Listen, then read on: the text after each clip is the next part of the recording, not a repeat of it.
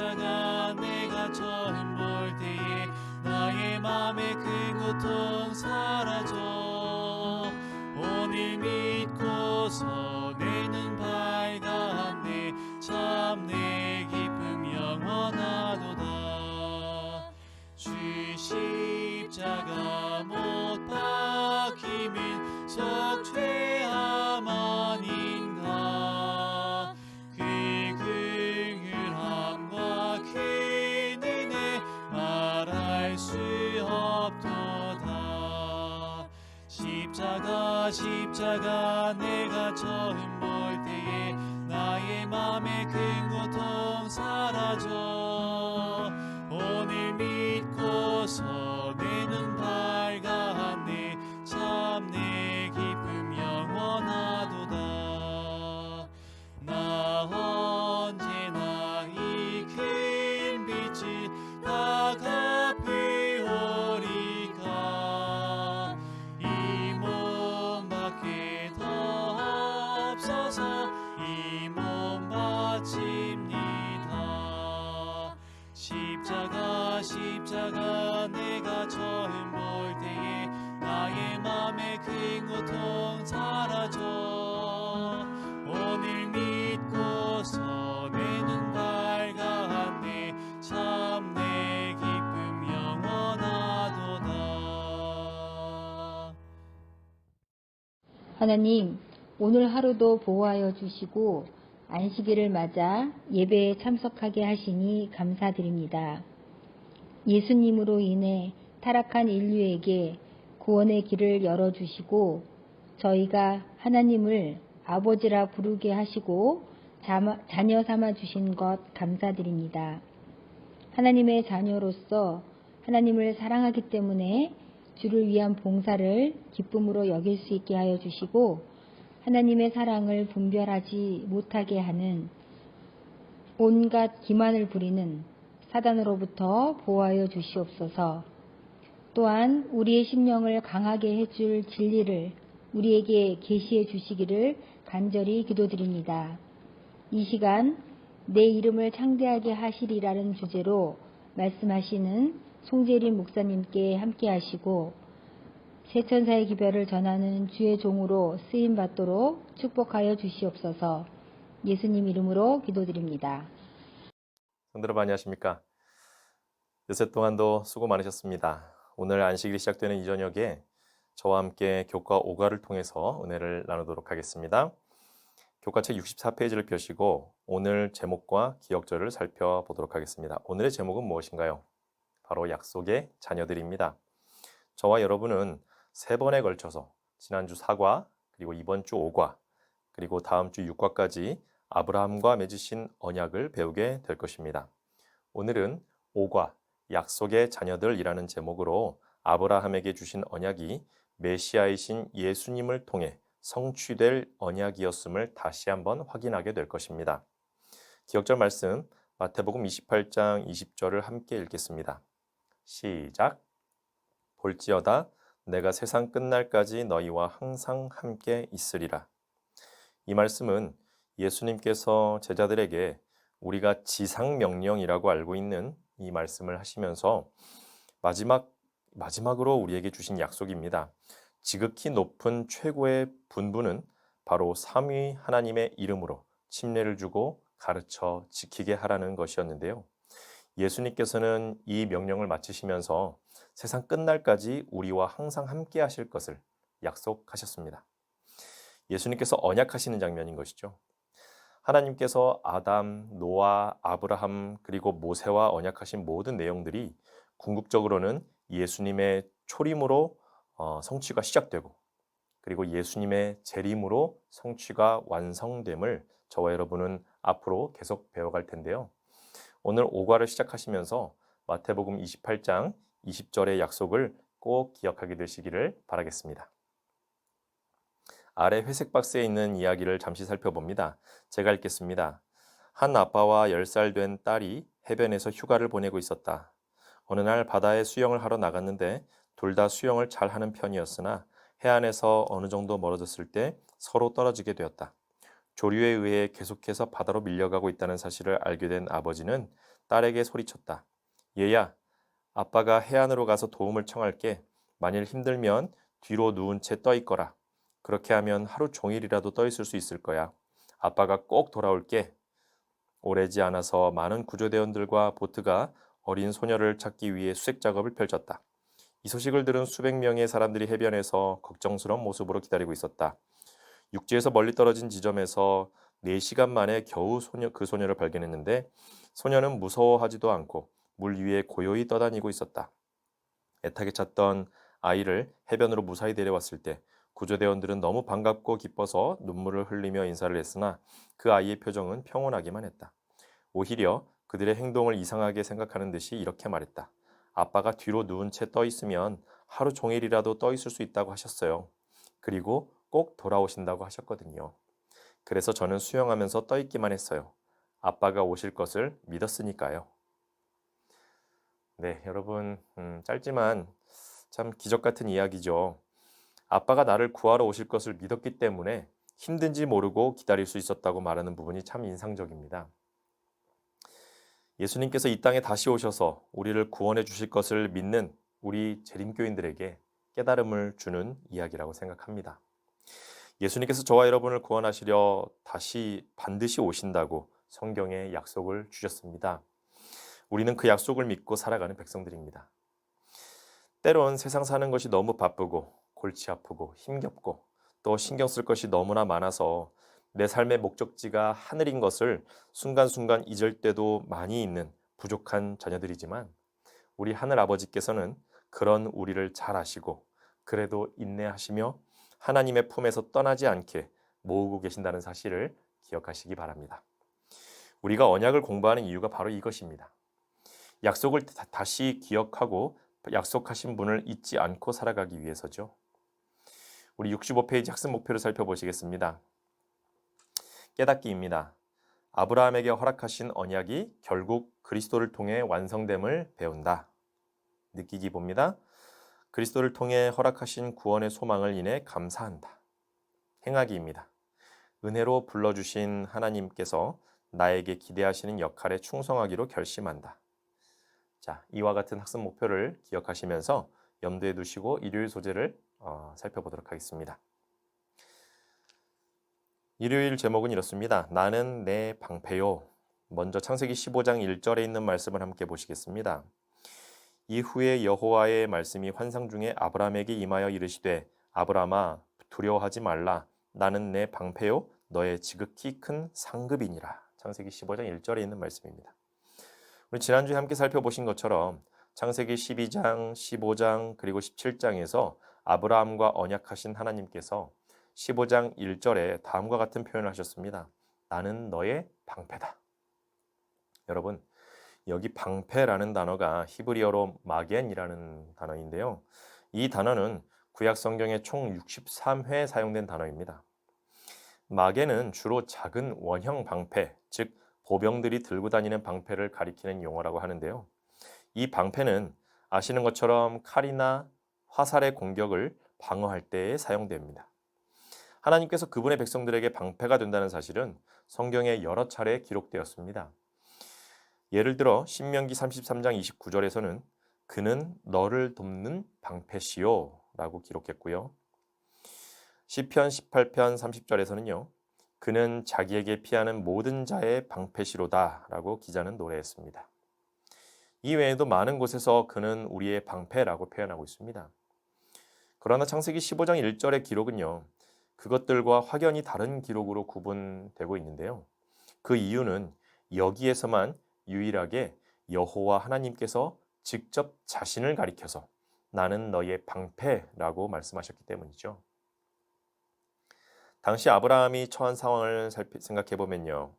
그는 조카 롯을 구하러 여러 왕들과 전쟁을 하고 돌아온 직후였습니다. 부조와 선지자는 그의 심경에 대해 다음과 같이 설명해 주고 있습니다. 아브라함은 기쁨으로 그의 장막과 양떼에게 돌아왔으나 그의 마음은 괴로운 생각들로 불안하였다. 그는 가능한 한 원한과 싸움을 피하는 평화의 사람이었다. 그는 두려움으로 자신이 목격하였던 학살 장면을 회상하였다. 그가 쳐부순 군대들이 속하였던 민족들은 틀림없이 또 다시 가나안을 침략하고자 할 것이며 자신을 그들의 복수의 특별 목표로 삼고자 할 것이다. 그와 같이 민족 간의 전쟁에 휩쓸림으로 그의 평온한 생활은 깨어질 것이다. 더욱이 그는 가나안 점령을 시작하지도 않았으며 지금은 그 예언의 약속이 성취될 후사를 바랄 수도 없었다. 부조 선지자 136페이지에 이렇게 기록하고 있습니다. 아브라함이 그의 마음 가운데에 복잡하고 두렵고 불안한 상황에 처해 있을 때 하나님께서 15장 1절의 말씀을 주신 것입니다. 아브라함아, 두려워하지 말라. 나는 내 방패요 너의 지극히 큰 상급이니라. 자신이 언제 복수를 당할지 그리고 약속받은 아들을 언제 낳을지 전혀 알 수도 없고 보이지도 않는 상황에서 여호와께서는 내가 너의 방패가 되고 너의 상급이 될 테니 두려워하거나 근심하지 말라고 위로하신 것입니다. 여러분, 물론 아브라함에게는 엄청난 위로였겠지만 사실 칼과 창을 들고 전쟁터에 나가보지 않은 우리로서는 방패의 역할이 피부로 와닿지는 않습니다. 그러나 하나님께서 친히 우리의 보호막이 되어주시겠다는 약속은 대쟁투적 그리고 종말론적 관점을 가지고 살아가는 우리 재림 성도들에게는 큰 의미가 있습니다. 사단은 자신이 활동할 수 있을 때까지 신실한 주의 자녀들을 무너뜨리기 위해서 불화살을 쏘는 것과 같은 공격을 할 것이라고 말씀하고 있습니다. 그래서 바울은 에베소서 6장 16절에서 이렇게 말씀합니다. 모든 것 위에 믿음의 방패를 가지고 이로써 능히 악한 자의 모든 화전을 소멸하고 마귀를 대적하기 위해 전신갑주를 입으라고 하면서요. 우리로 하여금 믿음의 방패를 가지고 악한 자의 모든 화전, 불화살이죠. 불화살을 다 막으라고 말씀합니다. 즉 우리의 믿음이 방패가 되어준다고 말씀하는 것이죠. 사단에게 시험을 당해서 믿음이 흔들려 본 사람은 우리 삶에 얼마나 이 방패가 필요한지 절실히 느끼게 되죠. 여호와 하나님께서 우리의 든든한 방패가 되어주신다는 사실에 감사하게 되시기를 바라겠습니다. 그러나 여러분, 하나님께서 우리를 영원한 나라에 이르기까지 인도하시는 방식을 아브라함과의 약속을 통해서도 잘 이해하셔야 합니다. 나는 내 방패요 라고 하시는 말씀에는요. 아마 이미 어떤 상황이 전제가 되어 있어요? 이미 전쟁 중인 것입니다. 전쟁터에 나가지 않게 싸움을 피하게 해주시겠다가 아니라 환난을 무조건 피하게 해주시겠다가 아니라 내가 그 싸움과 전쟁 가운데에 너를 보호하는 방패로 너와 함께 해주시겠다라고 약속하셨다는 것이죠. 우리 교과 66페이지 맨 마지막 단락을 함께 보시겠습니다. 하나님의 아들과 딸들 77페이지에 있는 말씀입니다. 그리스도께서는 우리에 대해 가벼운 관심이 아니라 자식에 대한 어미의 애착보다 더 강한 관심을 가지신다. 우리의 구주께서는 인간의 고통과 슬픔, 모욕과 멸시, 학대와 조롱, 거절과 죽음을 당하심으로 우리를 사셨다. 하나님께서는 당신의 떨고 있는 자녀를 지켜보신다. 그분은 당신의 보호 아래 우리를 지켜주실 것이다. 우리의 인간적인 약점 때문에 하늘 아버지께로 나아가는 길이 차단되지는 않는다. 왜냐하면 그리스도께서는 죽으심으로써 우리의 중보가 되셨기 때문이다. 하나님께서 자녀된 우리를 보호하시고 방패가 되어 주시겠다고 하신 말씀은 단순히 내가 힘이 있으니까 공격을 막아줄게, 다치지 않게 해줄게, 이런 차원을 넘어서요. 그분의 목숨을 걸고 대신 죽으시는 사랑으로 우리를 향한 애착을 표현하시는 것이라고 오늘 교과는 저와 여러분에게 말씀해주고 있습니다. 이 사랑을 꼭 기억하시고 이 안식일 그분의 사랑 가운데 두려움이 없이 평안함을 누리게 되시기를 간절히 바라겠습니다. 67페이지 영감의 교훈을 함께 읽어보겠습니다. 우리의 방패와 힘이 되시는 하나님, 우리들은 피난처로서 사단의 화살에서 우리들을 막아주는 오른손의 방패처럼 구세주를 바라보자. 유혹들은 엄습해 올 것이며 온갖 염려와 암담한 실망이 우리들을 억압할 것이다. 마음과 육신이 실패하려 할 때에 누가 우리들을 영원하신 팔로 껴안아 줄 것인가? 아, 그렇게 하신 분은 오직 예수님밖에 없지 않은가? 교회 증언 1권 260페이지에 있는 말씀이었습니다. 우리 함께 월요일 소재 살펴보겠습니다. 메시아에 대한 약속 1번입니다. 68페이지 첫 단락을 함께 보겠습니다. 하나님께서는 아브라함에게 여러 차례 그의 자손을 통하여 땅의 모든 족속이 복을 받을 것이라고 말씀하셨다. 여기 있는 성경절들 함께 살펴봅니다. 창세기 12장 3절, 너를 축복하는 자에게는 내가 복을 내리고 너를 저주하는 자에게는 내가 저주하리니 땅의 모든 족속이 너로 말미암아 복을 얻을 것이라 하신지라. 창세기 18장 18절도 봅니다. 아브라함은 강대한 나라가 되고 천하 만민은 그로 말미암아 복을 받게 될 것이 아니냐. 창세기 22장 18절입니다. 또 내 씨로 말미암아 천하 만민이 복을 받으리니 이는 내가 나의 말을 준행하였음이니라 하셨다 하니라. 네. 이와 같이 약속을 주셨는데요. 계속해서 교과 내용을 읽어보시면 이 놀라운 언약은 반복되었는데 그 이유는 이 약속이 다른 모든 약속들보다 가장 중요하고 가장 영속적이며 다른 약속들의 의미를 더해주는 것이기 때문이었다.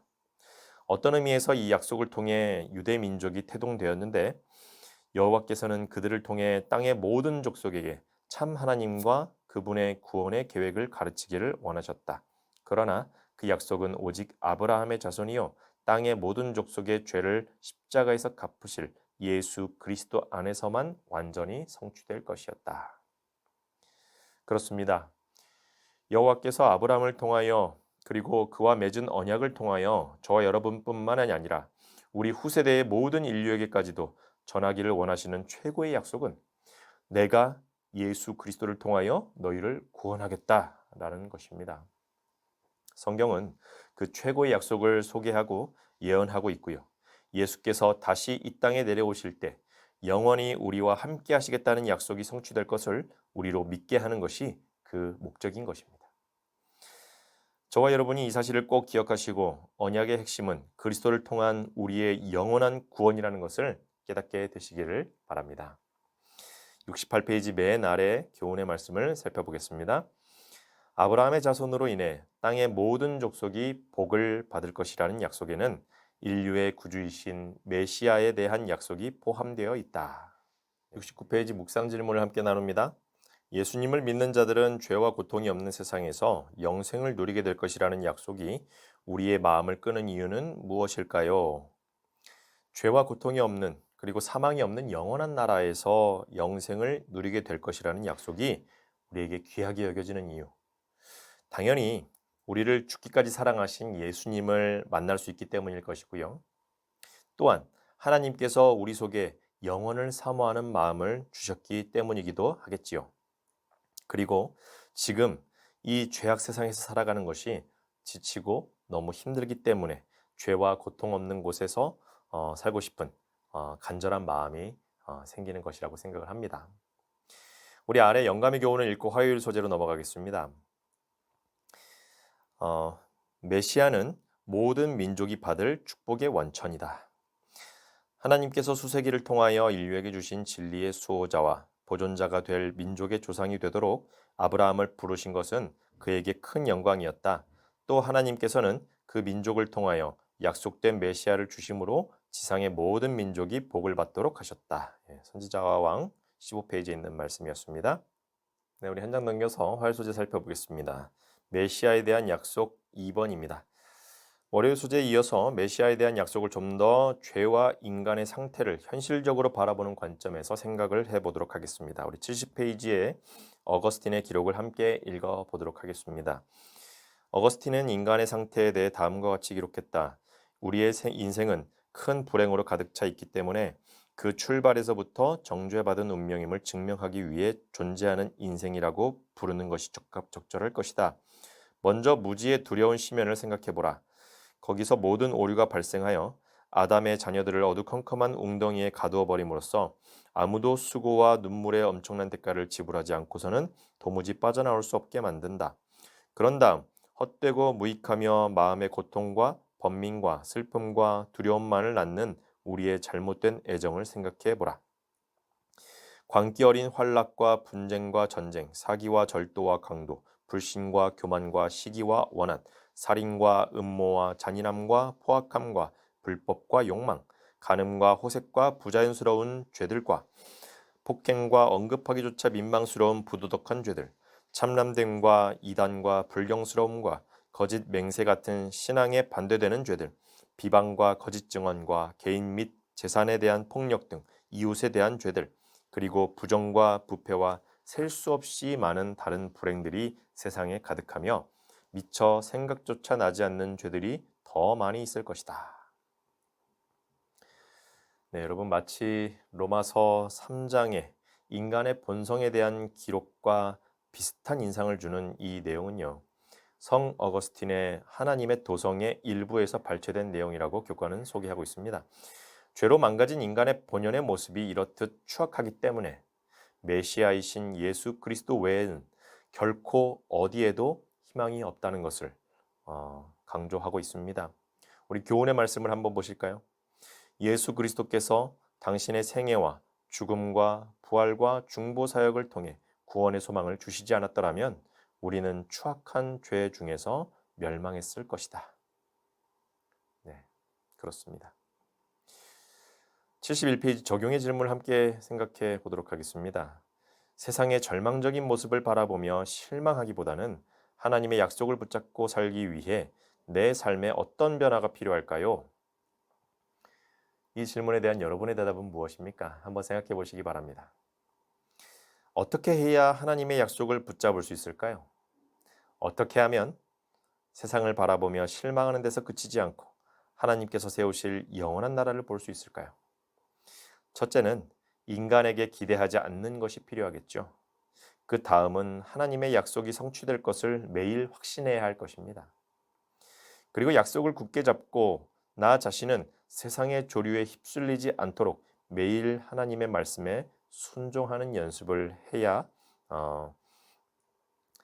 가능한 것입니다. 그리고 또한 성령 하나님께 능력을 구해야 하겠죠. 믿음의 사람 아브라함이 바라보았던 것은 무엇이었을지 잠깐 생각해보고 넘어가겠습니다. 부조화 선지자 137페이지에서는요, 이렇게 설명을 합니다. 위대한 희생 제물이신 그리스도의 죽으심과 그분께서 영광 가운데 오시는 모습을 통해 여기서 구속의 경륜이 그에게 제시되었다. 또 아브라함은 이 땅이 약속의 최종적이요 완전한 성취로 그에게 영원한 유업으로 주어지기 위하여 에덴의 아름다움으로 회복되는 것을 보았다. 네. 믿음으로 하늘 가나안을 바라본 아브라함에 대하여 이렇게 묘사하고 있습니다. 우리 한 장 넘겨서 수요일 소재를 살펴보겠습니다. 수요일 제목은 강대한 나라입니다. 우리 72페이지 첫째, 둘째 단락을 보도록 하겠습니다. 하나님께서는 아브라함에게 땅의 모든 족속이 그를 인하여 복을 받을 것이라고 약속하셨을 뿐 아니라 그를 강대한 나라로 만들겠다고 말씀하셨다. 아브라함의 아내는 이미 아이를 가질 수 없는 나이가 되었는데도 하나님께서는 그에게 분명히 약속하셨다. 후손도 없고 아들도 없는 아브라함에게 하나님께서는 이 둘을 다 주시겠다고 약속하셨다. 그러나 강대한 나라를 일으키시겠다는 약속은 아브라함이 살아있을 동안에는 완전히 성취되지 않았다. 이삭과 야곱도 그 성취를 보지 못했다. 하나님께서는 강대한 나라가 되리라는 약속이 애굽에서 성취되리라고 야곱에게 말씀하셨다. 비록 야곱도 그 약속의 성취를 보지는 못했으나 마침내 그 약속은 이루어졌다. 여호와께서 아브라함에게 강대한 나라로 만들어 주시겠다고 약속하셨음에도 그와 아들 이삭과 이삭의 아들 야곱까지도 그 약속의 성취를 눈으로 목격하지는 못했습니다. 이 약속은 출애굽 당시 이스라엘이 시내산에서 언약 관계에 들어갔을 때에 민족이 되며 성취되었죠. 출애굽기 19장 5절과 6절이 이렇게 말씀하고 있습니다. 제가 읽겠습니다. 세계가 다 내게 속하였나니 너희가 내 말을 잘 듣고 내 언약을 지키면 너희는 모든 민족 중에서 내 소유가 되겠고 6절입니다. 너희가 내게 대하여 제사장 나라가 되며 거룩한 백성이 되리라. 너는 이 말을 이스라엘 자손에게 전할지니라. 우리 73페이지 묵상의 내용을 함께 살펴보고 생각해 보도록 하겠습니다. 하나님께서 이스라엘을 통해 이루시려고 했던 일과 오늘날 교회를 통해 이루시기 원하시는 일 사이에서 어떤 유사점을 발견할 수 있을까요? 하나님께서 이스라엘을 택하신 이유는요, 이스라엘 백성들만을 구원하시기 위함이 아니었다는 것을 이미 우리는 잘 알고 있습니다. 마찬가지로 오늘날 교회를 세우시고 사람들을 부르신 것도 교회만을 구원하시기 위함이 아닌 것을 우리는 명심해야 합니다. 교과에서도 이렇게 설명해 주고 있습니다. 이스라엘 백성들을 통하여 하나님의 품성을 이방 나라들에게 나타내므로 그들이 하나님께로 이끌려 오도록 하는 것이 하나님의 뜻이었습니다. 온 세상에 복음의 초청을 보내도록 이스라엘 백성들을 먼저 부르신 것입니다. 이것이 바로 우리를 향해 가지고 계신 하나님의 목적이기도 합니다. 이 땅에 존재하는 모든 교회와 모든 그리스도인들은 끝날까지 함께 하시겠다고 약속하신 예수님과 협력하여 그분의 능력으로 이 목적을 이루기 위하여 최선을 다해야 합니다. 라고 우리에게 말씀하고 있죠. 저와 여러분의 이 그리스도인으로서의 삶의 목적이 단지 내 목숨 하나 구원받는 것에서 그치지 않게 되시기를 바랍니다. 물론 내가 구원받는 것 중요한 문제입니다. 예수님께서는 우리 각자 한 사람 한 사람을 살리시기 위해 십자가를 지셨습니다. 그러나 나만 살자고 신앙생활 하기를 예수님께서는 원치 않으십니다. 나를 통해서 하실 일이 있으시고 그 사명을 잘 감당하며 함께 구원받을 사람들을 모으기를 원하십니다. 이스라엘은 그 사명을 잘 감당하지 못했을지라도 오늘날 남은 교회인 우리는, 저와 여러분은 꼭 그 사명을 잘 감당하게 되시기를 간절히 바라겠습니다. 이제 목요일 소재를 살펴보고 마치겠습니다. 목요일은 내 이름을 창대하게 하리라 라는 제목으로 교과가 진행됩니다. 창세기 12장 2절에 하신 약속이죠. 74페이지 맨 마지막 단락의 설명을 읽어보시겠습니다. 그러므로 여호와께서 아브라함에게 그의 이름을 창대케 하리라고 하신 말씀은 세상 사람들이 소위 이름을 떨친다는 개념과는 사뭇 다른 의미를 지니고 있었음이 분명하다. 선한 품성, 믿음, 순종, 겸손, 남을 사랑하는 것 등 하나님 보시기에 이름이 창대케 되는 특성들은 세상 사람들이 보통 생각하는 창대케 된다는 개념과는 크게 다르다. 여러분, 정확하게는 바벨 성과 대를 지은 사건을 묘사할 때 성경은 그들을 이렇게 설명하고 그들이 이렇게 말했다고 기록하고 있습니다. 창세기 11장 4절에 우리 이름을 내고 온 지면에 흩어짐을 면하자 하였더니, 여러분, 이것이 세상의 이름을 알리고 떨치려는 정신인 것입니다. 그러나 하나님께서 말씀하신 이름의 창대케 됨은 입신양명이나 출세, 유명 이러한 것과는 차원이 다릅니다. 세상은 자기 이름을 알리고 유명하게 될수록 교만하게 되고 자기 자랑을 하게 되고 자기 욕심을 채우는 것이 이 끝이지만, 그 결말이지만, 하나님께서 이름이 창대하게 되리라고 하신 그 의미는 겸손과 섬김과 순종을 뜻하는 말씀이었다는 것을 여러분 기억하시기 바랍니다. 75페이지 적용의 질문을 함께 생각해 보시기 바랍니다. 제가 읽어드리겠습니다. 위대함에 대한 세상의 왜곡된 기준을 극복하는 방법은 무엇이 있을까요? 위대함에 대한 세상의 왜곡된 기준은 우선 어떤 것들인가요? 성공, 잘 먹고 잘 사는 것, 남이 부러워하는 지위와 직업을 가지는 것, 사람들이 존경하는 대학을 졸업하는 것, 좋은 집, 좋은 차를 타고 누릴 것 다 누리면서 사는 것. 여러분, 이런 것들이 주목받고 이런 것들을 갖추면 행복하다고 믿는 사람들과 함께 섞여 이 시대를 살아가다 보니 우리 재림교인들도 꽤나 많은 부분에서 세상과 비슷하게 왜곡된 기준을 세우고 있지 않나 생각하게 되었습니다. 세상의 기준을 쫓아가는 대신 예수님께서 가르쳐 주신 기준을 저와 여러분이 매일 묵상하게 되시기를 바라겠습니다. 마태복음 23장 12절에 있는 말씀을 제가 소개해 드립니다. 누구든지 자기를 높이는 자는 낮아지고 누구든지 자기를 낮추는 자는 높아지리라. 하나님께서는 자기를 높이는 자를 낮추시고 자기를 낮추는 자를 높여 주십니다. 묵묵히 겸손하게 보이지 않게 남이 알아주지 않아도, 그리고 이름이 빛나지 않아도 주님이 기억하시면 그것으로 족하다는 마음으로 하루하루 봉사하는 생애가 하늘에서 이름이 창대케 되는 길인 것을 기억하시기 바랍니다. 그 사실을 기억하셔서 저와 여러분의 생애가 이 땅에서 창대케 되는 것이 아니라 하나님께서 세워주실 나라, 하나님께서 우리를 데려가 주실 그 나라에서 창대케 되는 그러한 귀한 경험을 하게 되시기를 간절히 바라면서 오늘 교과를 마치도록 하겠습니다. 은혜로우신 아버지 하나님, 안식일이 시작되었습니다.